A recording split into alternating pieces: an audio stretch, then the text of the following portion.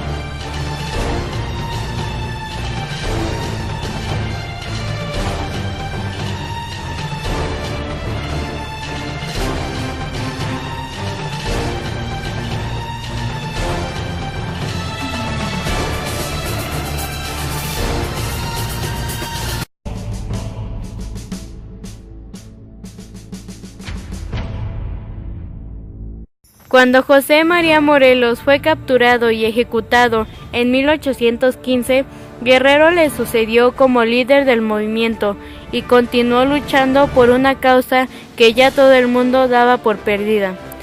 Morelos había reconocido los méritos de Guerrero y le otorgó el grado de capitán, ordenándole instruirse en el manejo de las armas y las estrategias de guerra.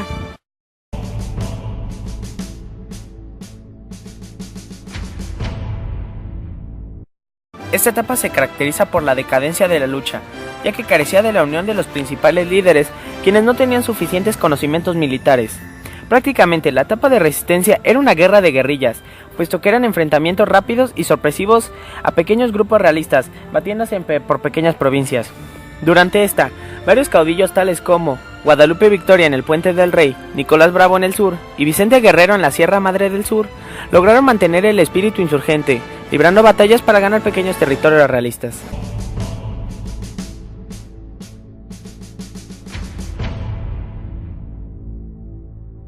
Entre los más importantes se encuentran la del 16 de noviembre de 1816 en el Cerro de Pixtla, donde se obtuvo una victoria insurgente gracias a Vicente Guerrero. La batalla del Cerro de Bárbaras, efectuada el 30 de septiembre de 1818 en las cercanías de la localidad de Cirándaro Guerrero, en la cual nuevamente se obtuvo una victoria insurgente, pero sufrieron una grave derrota en la batalla de Aguasarca el 5 de diciembre de 1819.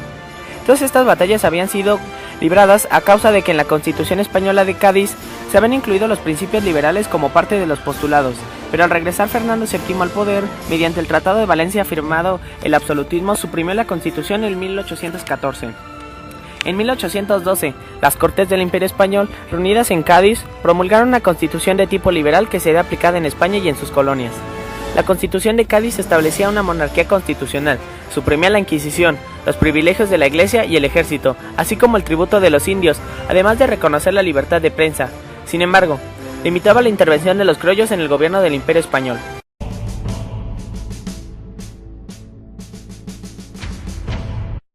Entre los que se oponían a esto se encontraba el militar y guerrillero Francisco Javier Mina, quien, después de haber sido exiliado en 1814, se rebeló el 22 de abril de 1817 en contra de la tiranía de Fernando VII. La aportación de mayor importancia de Mina fue su campaña desarrollada entre abril y noviembre de 1817.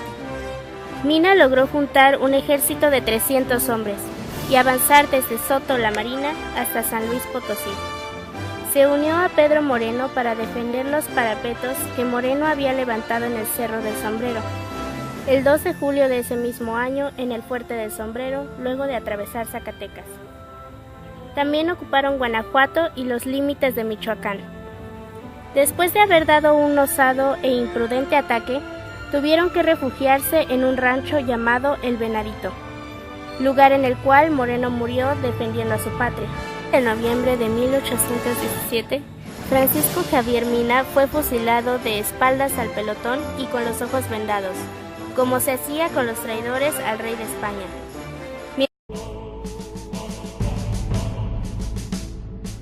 Mientras tanto, Guerrero, quien era el general de las tropas insurgentes, y había sido discípulo de Morelos, además de partícipe en centenares de combates de mayor o menor relieve para mantener una revolución que desfallecía en todas partes, menos en el sur, comenzaba a enviarse cartas con Iturbide, quien era el general de las tropas realistas, y con quien más adelante compartiría el mismo pensamiento sociopolítico. En estas demostraban su rivalidad. En una de las respuestas de Iturbide hacia Guerrero decía lo siguiente: Esta nota de usted de fecha 22 del presente mes, y por ello veo que no está dispuesto a deponer las armas y sí a continuar la campaña que inició el cura Hidalgo. Ojalá que pasando otros días uno u otro quede convencido de la justa causa que nos conduce a batirnos en los campos de batalla. A vuelta de correo sobre lo que usted piensa sobre el particular. Hubieron varias reuniones secretas, las cuales son llamadas Juntas de la Profesa, entre el alto clero católico y Agustín de Iturbide y Aramburu, con miras a pactar la independencia nacional.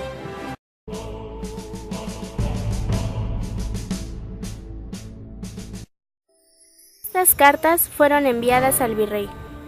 Fue entonces que Guerrero convocó, mediante las cartas, a Iturbide para encontrarse en Acatempan, donde discutirían algunos acuerdos, pero Guerrero envió a uno de sus subordinados en su lugar.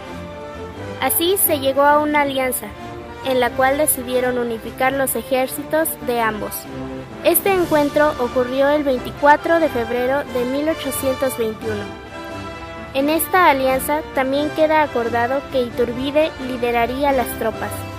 Poco tiempo después decidieron encontrarse en Iguala, en donde comenzarían a trabajar en el Plan de Iguala. Este plan fue un acto de acuerdo político, intensamente complejo en sus consecuencias, aunque simple en su fraseo, que unió a conservadores y liberales, rebeldes y realistas, criollos y españoles.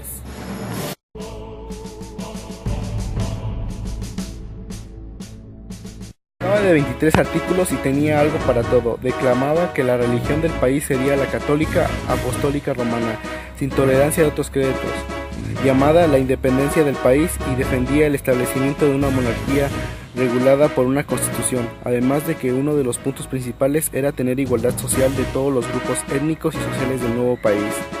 Los puntos principales de este fueron llamados las tres garantías, y estas garantías eran la religión, la unión y la libertad de todos los mexicanos, y un nuevo ejército denominado Ejército Trigarante sería el encargado de llevar a cabo el plan, y sería identificado con una nueva bandera. La fuerza fundamental de Iguala fue lo que hizo posible el consenso. El primer caso necesario para la independencia eludió por diferentes rebeldes mexicanos desde 1810. Era la separación política de España, y el plan de Iguala se ocupó en esa separación como el hecho consumado.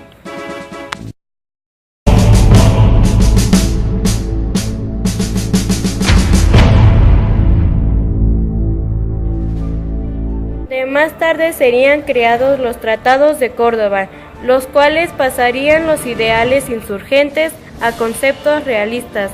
En este se reconocía a México como un imperio independiente de la monarquía española. El imperio mexicano se reconocía como monárquico, constitucional y moderado. El tratado constaba de 17 artículos en total, los cuales se desarrollaron sobre el Plan de Iguala.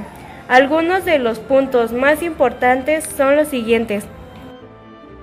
Esta América se reconocerá por nación soberana e independiente, y se llamará en lo sucesivo Imperio Mexicano. El gobierno del imperio será monárquico constitucional moderado. Será llamado a reinar en el Imperio Mexicano, previo juramento que designa el artículo 4 del plan. En primer lugar, el señor don Fernando VII, renuncia o no admisión. Su hermano el serenísimo señor infante don Carlos, por su renuncia o no admisión. El serenísimo señor infante don Francisco de Paula, por su renuncia o no admisión. El serenísimo señor don Carlos Luis, infante de España, antes de heredero de Etruria, hoy de Luca, y por renuncia o no admisión de este, el que las cortes del imperio designen. Esta última frase no había sido contemplada en el Plan de Iguala, sino que fue convenientemente adicionada por Iturbide para dejar abierta la oportunidad de ser electo un ciudadano mexicano.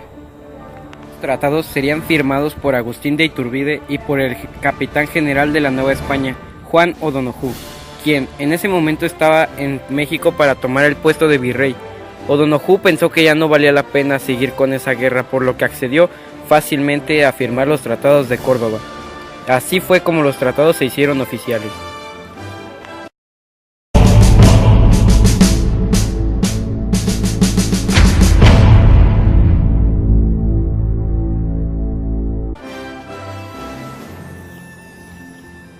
Ahora, para cerrar este video, el 27 de septiembre de 1821, a las 12:44 de la mañana, el ejército trigarante entró a la Ciudad de México.